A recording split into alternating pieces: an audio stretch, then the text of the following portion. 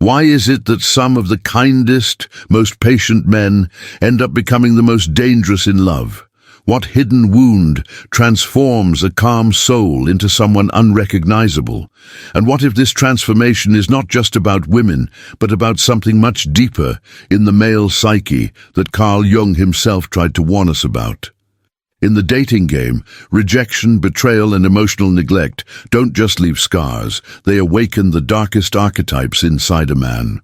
A quiet rage, a buried shadow, a primal instinct that was once asleep suddenly takes control. The nice guy becomes a storm, the calm river turns into a flood, and the man who once loved without limits begins to burn with something terrifying. This is not a story about love. It's about the dangerous alchemy between pain and masculinity, the journey from simp to savage. And once you understand why being hurt by women flips this deadly switch, you'll never look at relationships the same way again. 1. The fall from grace. When princes become frogs.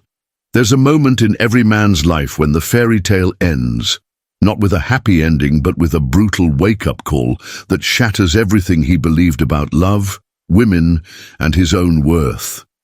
This isn't just about getting rejected or dumped. This is about the death of innocence itself. Picture the guy who believed that being good, kind, and caring would naturally lead to love. He opened doors, remembered birthdays, listened for hours to problems that weren't his own. He gave his heart completely, thinking that pure intention would be rewarded with pure love. He lived in a world where movies end with kisses in the rain, and where being yourself was the ultimate dating advice. Then reality hits like a freight train. The woman he adored chooses someone else. Someone who treats her worse, cares less, and puts in half the effort. The nice gestures get ignored while the bad boy gets the attention. The deep conversations mean nothing while shallow charm wins the day. Every "you're such a good friend" feels like a knife to the chest. But here's what really breaks him. It's not just one woman, it's a pattern. Woman after woman tells him he's too nice or not exciting enough. They friend-zone him while dating men who barely text back. They complain about being treated badly while pushing away the guy who would treat them like a queen. The psychological damage runs deeper than most people realize. Jung talked about how our core beliefs shape our reality. When those beliefs get destroyed, the mind doesn't just adapt, it goes into survival mode. The man starts to question everything he was taught about relationships, about women, about himself. He remembers all the times he was told to just be nice, and the right woman will appreciate you. He thinks about the countless hours he spent listening, supporting, and caring for women who never saw him as more than a friend. The investment feels wasted, the emotional labor unrecognized, the genuine feelings treated like they were worthless. Something dark starts to grow in that space where hope used to live. If being good doesn't work, maybe being bad will. If caring leads to pain, maybe not caring is the answer. If vulnerability gets you hurt, maybe becoming invulnerable is the only way to survive. The transformation begins in the mind before it shows up in behavior. He starts to notice things he never saw before. How women respond differently to confidence than kindness. How attraction works in ways that have nothing to do with being a good person. How the dating world operates on rules that nobody taught him in school or at home. This is when the nice guy starts to die, not all at once, but slowly, like a light dimming until there's nothing left but darkness. He looks in the mirror and sees someone he doesn't recognize anymore. Someone who's tired of losing, tired of caring, tired of being the good guy who finishes last. The worst part is that he can't go back. Once you see behind the curtain, you can't unsee it. Once you realize that being good isn't enough, that love isn't fair, that women aren't angels, there's no returning to that innocent place where you believed in happy endings. The fall from grace isn't just about losing faith in women, it's about losing faith in a version of himself that he thought was valuable. The caring, sensitive, Emotional man becomes a liability. The one who loved deeply becomes someone who questions whether deep love is even possible. This is where the journey from simp to savage truly begins, in the ashes of destroyed beliefs and shattered dreams. In the moment when a man decides that if the world is going to be cruel, he might as well learn to be crueler. 2. The bitter awakening. Discovering the real rules of the game. After the fall comes the education. And it's the kind of education that changes everything about how a man sees relationships, women, and the entire dating world. This isn't about learning pickup lines or dating tips. This is about discovering that everything he was taught about love was either wrong or incomplete. The awakening usually starts online. Forums, videos, blogs, communities of men who've been through the same experience. They share stories that sound exactly like his own. They talk about concepts he's never heard before, but that make perfect sense when he hears them. Hypergamy, the 80-20 rule, alpha and beta dynamics, female nature. For the first time in his life, his experience makes sense. He wasn't crazy for noticing patterns. He wasn't wrong for feeling confused about why nice guys struggle while bad boys thrive. There were actual reasons backed by psychology, biology, and social dynamics that nobody ever explained to him. He learns that attraction isn't logical, that women don't choose men based on who would make the best boyfriend or husband, that feelings matter more than facts, and excitement matters more than stability, that the nice guy approach fails because it triggers friendship responses instead of romantic ones. The education goes deeper. He discovers evolutionary psychology and how mate selection works in the animal kingdom. He learns about pre-selection, social proof, and the importance of status and resources. He finds out about shit tests, comfort tests, and all the subtle ways that women evaluate men without even realizing they're doing it. Every new piece of information feels like a missing puzzle piece clicking into place. The times when women lost interest right after he expressed deep feelings, the way they seemed more attracted when he was less available, how they responded to teasing and playful conflict better than compliments and agreement. But the education comes with a cost. Each truth he learns makes him more cynical. Every insight into female psychology makes women seem less magical and more predictable. The mystery dies, replaced by strategy and calculation. Romance becomes a game with rules, moves, and winners and losers.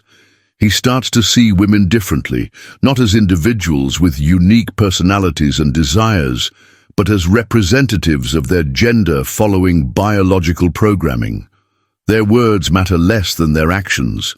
Their stated preferences matter less than their revealed preferences. What they say they want in a man has nothing to do with who they actually choose.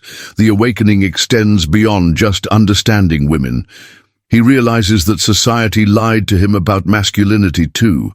That being emotional and vulnerable isn't attractive to most women, no matter what they say. That being too available kills attraction. That being too agreeable makes him boring.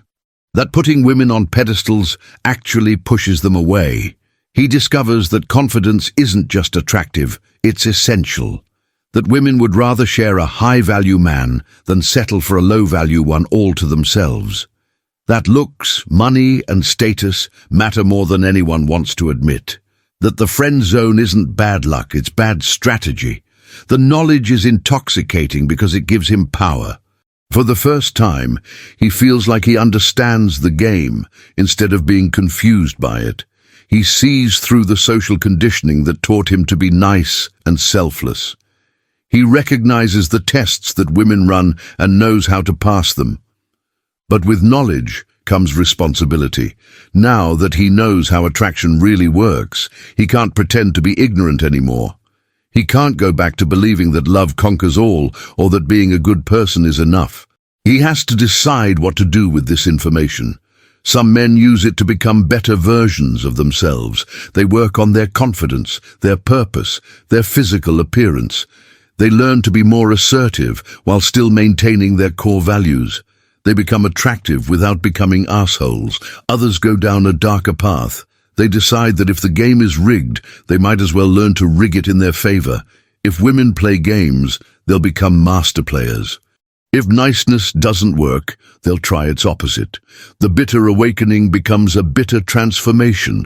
This is where the nice guy starts to die and something else begins to take his place.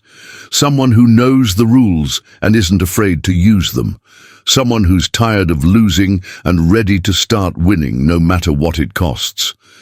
By the way, if you're curious to go even deeper and integrate your shadows and light, check out the Sim Method ebook.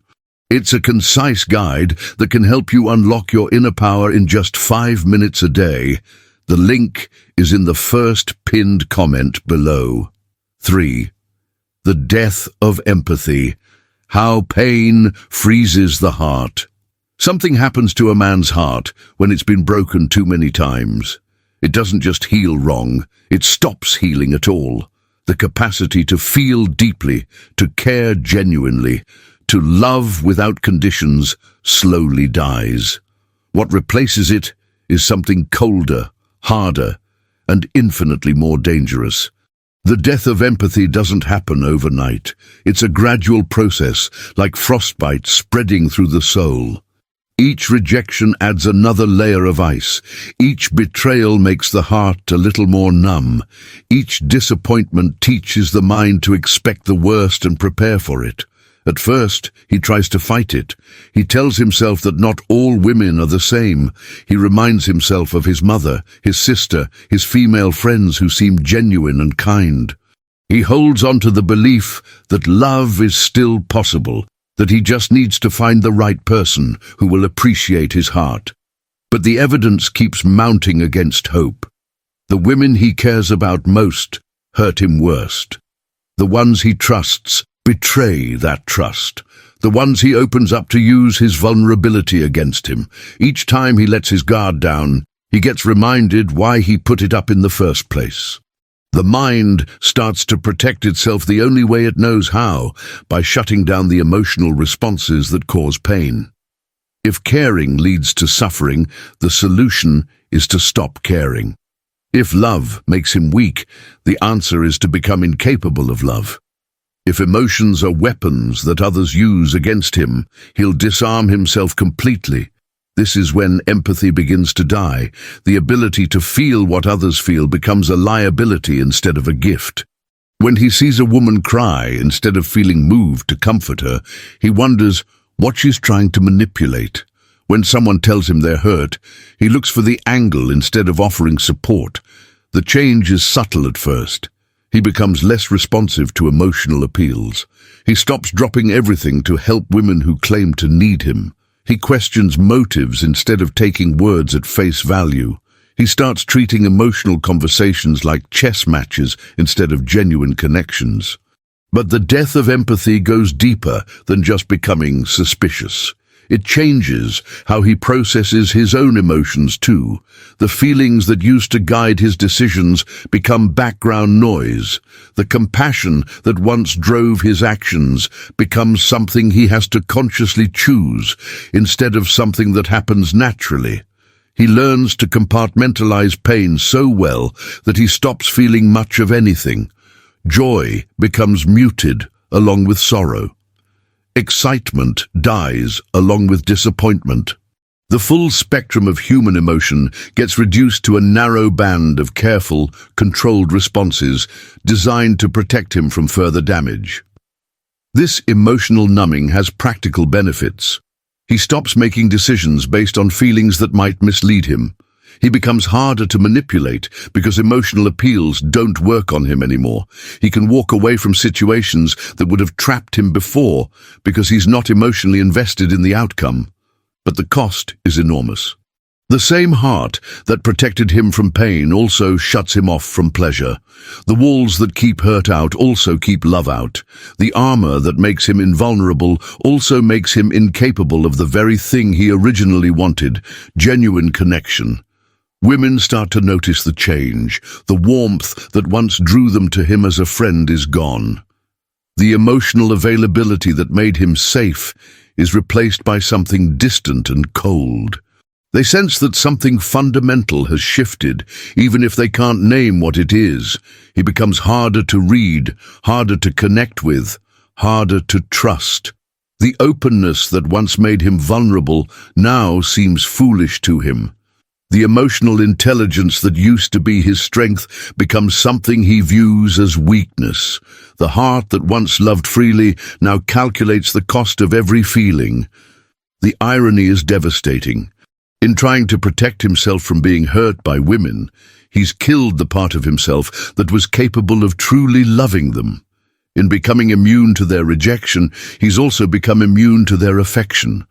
In making himself invulnerable, he's made himself incapable of the vulnerability that real intimacy requires. This is when the nice guy truly dies and something else is born. Something that looks like a man but operates like a machine. Something that can play the game of love without feeling its emotions. Something that can break hearts without breaking his own, because his own heart no longer works the way it used to. 4. The birth of the strategist, turning feelings into tactics. Once empathy dies and emotions shut down, something else takes its place. The heart that once guided decisions gets replaced by the mind that analyzes outcomes. Love stops being about feelings and starts being about strategy. This is when the nice guy transforms into something far more dangerous, a calculating strategist who treats relationships like war.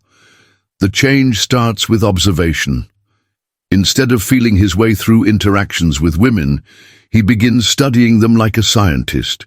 He watches how they respond to different approaches. He notes what makes them interested and what makes them lose attraction. He starts seeing patterns where he once saw mysteries. Every conversation becomes data collection. When a woman tests him, he doesn't feel hurt or confused anymore. He recognizes the test and chooses his response based on what outcome he wants. When she plays hard to get, he doesn't chase desperately like he used to. He either plays harder to get or walks away completely, depending on what serves his goals. The strategist learns to weaponize everything that used to be natural. Kindness becomes a tool he uses when it benefits him, not something he gives freely. Attention becomes a resource he rations instead of something he pours out endlessly. His time, effort, and emotional energy all become investments that he expects returns on. He discovers that scarcity creates value. The less available he is, the more women want him. The less he cares about any individual woman, the more they seem to care about him. The more options he has, the more attractive he becomes to each option. These aren't theories anymore. They're proven strategies that work. The phone becomes a weapon. He learns the power of delayed responses, of leaving messages unread, of being mysteriously busy when women expect him to be available. The guy who used to text back immediately now waits hours or days. The man who once analyzed every word of her messages now barely reads them before responding. Social media becomes a battlefield. He posts pictures that show him having fun without her. He lets other women comment on his posts. He becomes strategically visible with other options while being invisible to her emotional needs. Every post is calculated to create jealousy, curiosity, or desire. Dating multiple women simultaneously stops being about finding love and starts being about maintaining power. He never puts all his emotional eggs in one basket again. If one woman disappoints him, he has 3 others ready to take her place. If one tries to play games, he has better games to play with someone else. The strategist masters the art of emotional distance. He learns to make women feel like they're almost close to him, but never quite there. He gives just enough attention to keep them interested, but never enough to make them feel secure. He becomes the puzzle they can't solve, the goal they can't quite reach. Push and pull becomes his signature move. He draws women in with charm and interest, then pulls back with indifference and options. He makes them feel special, then makes them question if they really are. He creates emotional highs, followed by calculated lows that keep them addicted to the roller coaster. Every interaction gets evaluated for its strategic value. Romantic gestures only happen when they serve a purpose. Emotional support only gets offered when it creates the right kind of dependency. Even sex becomes a tool for creating attachment or maintaining control, rather than an expression of genuine desire or connection. The strategist learns to trigger psychological responses instead of emotional ones. He discovers how to activate a woman's competitive instincts by having other options. He figures out how to make himself the prize instead of treating her like one. He masters the art of being wanted instead of wanting. But the most dangerous part of becoming a strategist is how effective it is. The approach works better than being nice ever did. Women respond to the challenge, the mystery, the sense that they have to earn his attention. They chase him instead of running from him. They invest in him instead of taking him for granted. Success validates the transformation. Every woman who becomes obsessed with him proves that the nice guy approach was wrong. Every heart he breaks without breaking his own confirms that emotional detachment is power. Every time his strategies work, he becomes more convinced that love is nothing but a game that he's finally learned to win. The strategist looks back at his former self with contempt. The guy who wore his heart on his sleeve seems pathetic now. The man who believed in love seems naive. The person who gave everything for nothing seems like a fool who deserved what he got.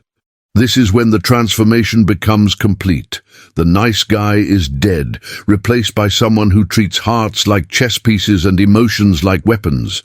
Someone who's learned that in the game of love, it's better to be feared than loved, better to be wanted than wanting, better to be the player than the played. 5. The invisible armor. Building emotional walls. After becoming a strategist, the next evolution is becoming untouchable. The man who was once vulnerable to every slight, every rejection, every emotional manipulation, now builds walls so high and thick that nothing gets through. This isn't just about being guarded. This is about creating an emotional fortress that protects him from ever being hurt again. The armor starts with expectations. He expects women to lie, cheat, manipulate, and disappoint. When they do, he's not surprised or hurt. He's validated. When they don't, he doesn't trust it because he knows it's temporary. Either way, his emotional state remains stable because he's prepared for the worst and doesn't hope for better. Trust becomes something he rations like water in a desert. No woman gets full trust anymore because full trust leads to full betrayal. He gives out pieces of trust like a dealer giving out cards, keeping most of the deck to himself. Even women who prove themselves trustworthy in small things don't get trusted with big things. The armor includes emotional compartmentalization that would impress a spy. He learns to separate what women say from what they do, what they promise from what they deliver, what they claim to feel from what they actually feel. Words become meaningless unless backed by consistent action over long periods of time. Vulnerability becomes a strategic choice instead of a natural response. He never shows weakness unless it serves a purpose. He never shares deep fears or insecurities unless he's calculated that the risk is worth the potential reward. The man who once opened his heart to anyone who would listen now guards his secrets like national security information. Investment protection becomes second nature. He never invests more in any woman than she invests in him. He matches energy instead of giving energy. He mirrors effort instead of leading with effort. The guy who once gave everything up front now makes women earn every piece of his attention, time, and care. The armor includes backup plans for everything. He never relies on one woman for emotional support, physical satisfaction, or social connection. If she leaves, he has others. If she changes, he has options. If she disappoints him, he has alternatives already in place. No woman ever becomes essential to his happiness again. Emotional regulation becomes a superpower. When women try to make him jealous, he feels nothing. When they threaten to leave, he feels nothing. When they cry, manipulate, or play victim, he feels nothing. The emotional buttons that used to control him might as well not exist anymore. He learns to weaponize his own indifference. The less he reacts to women's drama, the more they escalate trying to get a reaction. The less he cares about their threats, the more empty their threats become. His emotional unavailability becomes its own form of power because it can't be taken away from him. The invisible armor includes social protection too. He never lets any woman become the center of his social circle. He maintains friendships, hobbies, and interests that exist completely separate from whatever woman he's dating. His identity never becomes wrapped up in being someone's boyfriend because he remembers what happened the last time he made that mistake. Privacy becomes sacred. No woman gets full access to his phone, his social media, his bank account, or his personal space. The guy who once shared everything now shares nothing unless there's a compelling reason. His life remains his own, with women being visitors rather than residents. The armor protects him from manipulation techniques that used to destroy him. When women use tears to get their way, he sees the tactic instead of feeling the emotion. When they threaten to leave to control his behavior, he helps them pack. When they try to make him jealous to increase his investment, he becomes less invested instead of more. Future planning gets filtered through protective assumptions. He assumes any woman might leave, cheat, or change her mind at any time. He plans his life accordingly, never making major decisions based on relationships that might not exist tomorrow. His goals, dreams, and ambitions all exist independent of whoever he's dating, but the most powerful part of the armor is that it becomes invisible even to him. The walls he built to protect himself become his new normal. The emotional distance he created for safety becomes his default mode. The calculated responses replace spontaneous feelings so completely that he forgets he ever felt differently. Women sense the armor even when they can't see it. They feel the walls even when they can't identify them. The man who once wore his heart on his sleeve now wears armor so complete that even he sometimes wonders if there's still a heart underneath it. The armor works perfectly for its intended purpose. He never gets his heart broken again because his heart is too well protected to break. He never gets manipulated again because he doesn't trust enough to be fooled. He never gets destroyed by a woman again because no woman has enough access to destroy him. But perfect protection comes with perfect isolation. The armor that keeps pain out also keeps love out. The walls that prevent heartbreak also prevent heart connection. The man who made himself invulnerable also made himself incapable of the vulnerability that true intimacy requires. 6. The power game, when love becomes war. Once the armor is in place and the strategist is born, relationships transform from romantic connections into battles for dominance. Love stops being about mutual happiness and starts being about who has more power. This is when dating becomes warfare, and the man who was once a casualty becomes a general leading his own campaign. The first rule of relationship warfare is that someone always has more power. Power comes from having more options, caring less, needing less, and being willing to walk away. The man who once begged women to stay now makes them afraid he might leave. The guy who once chased now becomes the one being chased. Control becomes the primary objective. Not obvious, heavy-handed control that looks like abuse, but subtle, psychological control that shapes behavior without seeming to. He learns to influence decisions without giving orders, to guide choices without limiting options, to lead without appearing to dominate. The power game includes controlling the frame of every interaction. When she tries to make him jealous, he reframes it as her being insecure. When she tests his commitment, he reframes it as her being needy. When she complains about his behavior, he reframes it as her being unreasonable. Nothing is ever his fault because he controls how everything gets interpreted. Emotional leverage becomes a weapon. He learns to identify what each woman wants most from him: validation, attention, commitment, security, and then rations it strategically. The things she craves become rewards for good behavior and punishments when withheld for bad behavior. The power game involves making himself the prize instead of treating her like one. He becomes the person who gets pursued instead of pursuing. He becomes the person who gets chased instead of chasing. He becomes the person who gets begged for attention instead of begging for it. Competition gets manufactured deliberately.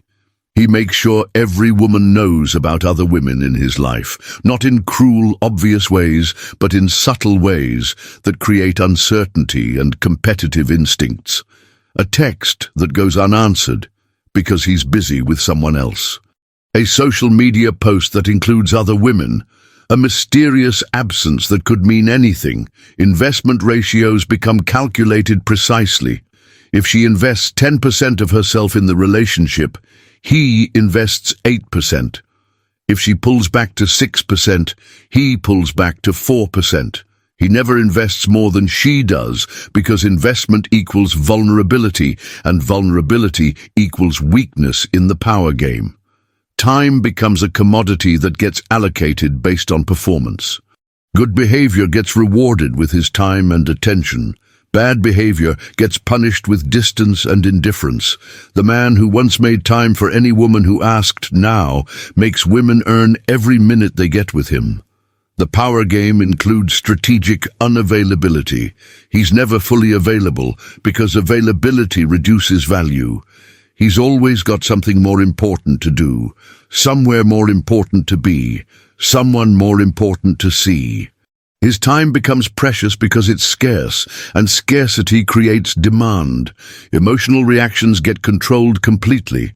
When she tries to start drama, he stays calm. When she escalates conflict, he de-escalates or walks away. When she attempts to make him lose his temper, he becomes more controlled. His emotional stability becomes a form of power because it can't be shaken by her emotional instability. The power game involves making her work for everything she wants from him. Affection gets earned through good behavior. Commitment gets earned through consistent investment. His time gets earned through respect and appreciation. Nothing comes free anymore because free things have no value. Territory gets marked and defended. His space, his time, his friends, his hobbies, his goals, all remain his own. She can be invited into parts of his life, but she can't take over his life. The man who once rearranged everything for women now rearranges nothing. Rules get established and enforced. How she speaks to him, how she treats his time, how she behaves in public, how she interacts with other men. Everything has standards that get communicated through action rather than words. Good behavior gets rewarded, bad behavior gets consequences. The power dynamic gets maintained through strategic withdrawal. When she gets too comfortable, he becomes less available. When she stops appreciating him, he starts appreciating other options. When she takes him for granted, he reminds her that he can't be taken at all. But the most dangerous aspect of the power game is how addictive it becomes. Winning feels better than loving. Control feels safer than vulnerability. Having the upper hand feels more satisfying than mutual respect. The man who was once powerless in love becomes drunk on the power he's discovered. Every victory in the power game makes him hungrier for more victories. Every woman who falls for his strategies validates his approach. Every heart he captures without surrendering his own proves that the game is worth playing. The war becomes its own reward, independent of whatever started it. The irony is brutal. In trying to avoid being powerless in love, he's made love impossible. In winning every battle, he's lost the war for genuine connection. In becoming unbeatable in relationships, he's made himself incapable of the surrender that real relationships require. 7. The predator's mask. Seduce to avoid being seduced. The final transformation is the most dangerous one. The man who was once prey becomes the ultimate predator, not through violence or obvious aggression, but through mastering the art of seduction so completely that he becomes irresistible to the very women who once rejected him. This is revenge served at room temperature. Cold, calculated, and devastatingly effective. The predator understands that seduction is about creating desire, not fulfilling it. He learns to be just attractive enough to make women want him, but never available enough to satisfy that want completely. He becomes the addiction they can't quit, the puzzle they can't solve, the prize they can't win. Charm becomes his primary weapon, but it's not the natural charm of a genuinely warm person. It's manufactured charm, designed to achieve specific outcomes. Every smile has a purpose, every compliment has a target, every laugh is calculated to create the right impression. He becomes charming the way a snake is mesmerizing, beautiful and deadly. The predator masters the art of making women feel special while never being special to any woman. Each one gets treated like she's unique, like she's different from all the others, like she might be the one who could change him. But in his mind, they're all the same. Just different variations of the same predictable patterns. Emotional manipulation becomes second nature. He learns to create artificial intimacy through shared secrets that aren't really secret and deep conversations that aren't really deep. He discovers how to make women feel like they know him while revealing nothing real about himself. The predator perfects the push-pull dynamic to an art form. He gives just enough attention to create attachment, then pulls back just enough to create anxiety. He makes women feel like they're losing him right when they're starting to have him. The uncertainty becomes intoxicating to them and empowering to him. Mystery becomes his most potent tool. Women never know what he's thinking, feeling, or planning. They can't predict his behavior or control his responses. The man who once wore his heart on his sleeve now keeps his heart locked away where no one can see it, touch it, or break it. Physical escalation gets calibrated perfectly. He knows exactly when to advance and when to retreat, when to be aggressive and when to be gentle, when to take and when to give. His touch becomes something women crave because it's never given freely and never guaranteed to continue.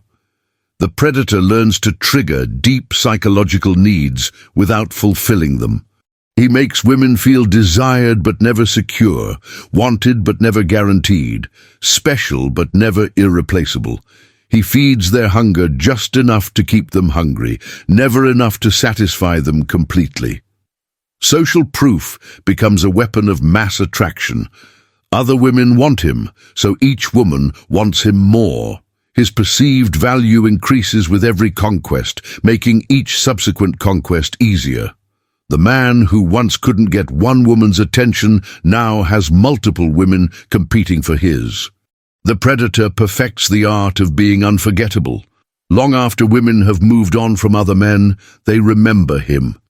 He haunts their thoughts, sets the standard for every man who comes after, becomes the one they measure everyone else against. He doesn't just break hearts, he ruins them for other people. Timing becomes everything. He appears in women's lives at their most vulnerable moments. When they're lonely, when they're questioning themselves, when they're ready for someone exciting and dangerous, he swoops in like a predator, sensing wounded prey, offering exactly what they need in that moment. The mask never slips because the mask has become his face. The persona he created to protect himself has replaced his authentic self so completely that he can't tell where the strategy ends and the real person begins. The performance is so perfect because it's no longer a performance, it's who he is now. Each successful seduction feeds his hunger for more. Every woman who falls for him validates his power. Every heart he captures without risking his own proves that he's finally won the game that once defeated him. The predator doesn't just seduce women, he's addicted to the process of seduction itself. But the most insidious part of becoming a predator is that he genuinely believes he's giving women what they want. When they respond to his bad boy behavior, he tells himself that's what they really desire. When they choose him over nicer men, he convinces himself he's doing them a favor by not being boring. The predator looks at his former self with disgust. The nice guy who believed in love seems pathetic now. The man who gave his heart freely seems stupid. The person who got hurt by women seems weak and deserving of whatever pain he received. Women become interchangeable sources of validation rather than individual human beings worthy of love. Their personalities matter less than their responses to his techniques. Their dreams matter less than their willingness to prioritize his needs. Their hearts matter less than their ability to boost his ego. The predator has achieved perfect invulnerability. He can seduce without being seduced, attract without being attracted, capture hearts without risking his own. He's become everything the nice guy wasn't. Powerful, desired, in control, invulnerable. But the victory is hollow because the war was won by killing everything worth fighting for. In becoming irresistible to women, he's lost the ability to genuinely connect with them. In mastering seduction, he's forgotten what it feels like to be seduced. In protecting his heart so completely, he's made it impossible for anyone to touch it. 8. The price of revenge, what gets lost on the way to the top. The transformation is complete. The nice guy is dead, replaced by someone who's mastered the game of love without being capable of love itself. He's achieved everything he thought he wanted: power, options, control, invulnerability. But standing at the top of the mountain he climbed, he realizes the view isn't what he expected. This is the final chapter of the journey from simp to savage, and it's the most tragic one of all. The first thing he lost was the ability to trust anyone completely. The armor that protected him from being hurt also prevents him from believing that anyone could truly care about him. When women say they love him, he hears manipulation. When they show genuine affection, he sees calculation. The paranoia that kept him safe has made genuine intimacy impossible. Connection becomes a foreign concept. He can attract women, seduce women, control women, but he can't actually connect with them. Every interaction is filtered through strategy and suspicion. Every moment of apparent intimacy is analyzed for hidden motives. The spontaneous, unguarded joy of simply being with someone he cares about is gone forever. The capacity for genuine emotion has atrophied from lack of use. The heart that he protected so carefully has become like a muscle that's been immobilized too long. Weak, stiff, unable to function normally even when he wants it to. Feelings that once came naturally now feel forced when he tries to access them. He discovers that winning the game of love means losing love itself. Every woman who falls for his techniques proves that she's falling for a performance, not for him. Every heart he captures knows only the mask he wears, not the man underneath. The more successful he becomes at seduction, the more alone he feels in his success. The savage realizes that he's become addicted to the hunt, but incapable of enjoying the catch. The thrill is in the conquest, not in what comes after. Once a woman is won, she becomes boring because the challenge is gone. He needs new targets constantly because satisfaction always proves temporary. Loneliness becomes his constant companion, even when surrounded by women who desire him. He's popular but not known, wanted but not understood, desired but not loved. The crowds of admirers can't fill the emptiness because they're all attracted to someone who doesn't really exist. The relationships he has are hollow performances on both sides. The women play the role of being impressed by his success, while he plays the role of being the successful man they want. Nobody is being real with anybody else, because real is too dangerous for him and too boring for them. He finds himself envying the very men he once scorned. The guys in long-term relationships, the ones who seem happy with their wives, the men who can still feel genuine excitement about a text from someone they care about. They have something he sacrificed in his quest for invulnerability, the ability to be vulnerable with another human being. The savage discovers that his greatest strength has become his greatest weakness. The emotional control that makes him attractive also makes him incapable of the emotional surrender that deep relationships require. The independence that draws women to him also prevents the interdependence that lasting love needs. He realizes that he's traded his capacity for depth, for skill at playing surfaces. He can create intense attraction, but not lasting affection. He can generate obsession, but not genuine care. He can inspire passion, but not build partnership. Every relationship remains shallow because he's lost the ability to go deep. The memories of who he used to be start to haunt him. The guy who could fall asleep thinking about a woman he cared about. The man who could feel genuine excitement about planning a future with someone. The person who could cry during movies because his emotions were still accessible.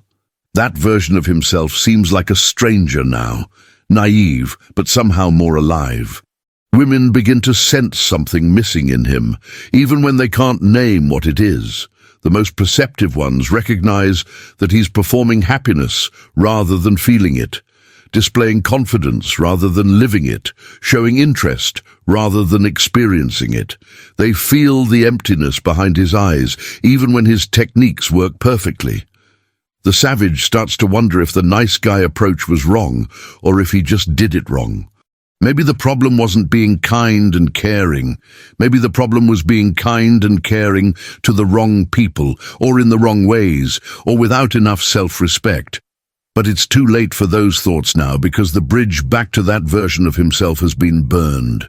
Success in the dating game starts to feel like failure at being human. Every woman he conquers reminds him that conquest isn't connection. Every heart he breaks proves that his own heart is already broken beyond repair. Every victory in the game of love makes him more certain that he's lost something far more valuable than anything he's won. The ultimate price of his transformation becomes clear. He's become extremely good at something he no longer values. He's mastered the art of temporary attraction while losing the capacity for permanent affection. He's learned how to be wanted by everyone while being truly known by no one. Late at night, alone despite having multiple options he could call, he sometimes wonders what would have happened if he'd chosen a different path. What if he'd learned from his pain without letting it poison him? What if he'd developed boundaries without building walls? What if he'd grown stronger without growing colder? But those thoughts are dangerous because they threaten the armor he's built so carefully. Regret is an emotion he can't afford because it might crack the foundation of everything he's become. So he pushes the thoughts away and focuses on his next conquest, his next validation, his next proof that he's better than the weak man he used to be. The journey from simp to savage is complete, but the ending isn't triumphant. It's a cautionary tale about what happens when pain becomes the teacher and revenge becomes the curriculum. The student graduates with perfect grades in a subject that no longer serves him, holding a diploma for a course he wishes he'd never taken. The savage has everything he thought he wanted and nothing he actually needs. He's won the game by becoming someone who can't enjoy winning. He's achieved invulnerability by making himself incapable of the very thing that made vulnerability worthwhile in the first place. Standing at the pinnacle of his transformation, surrounded by conquest but devoid of connection, the savage finally understands the cruel irony of his journey. In protecting himself from being hurt by women, he's hurt himself in ways no woman ever could. In becoming immune to heartbreak, he's made himself immune to the love that makes heartbreak worth risking. The price of revenge was everything that made revenge worth taking. The cost of becoming unbreakable was losing everything worth protecting in the first place.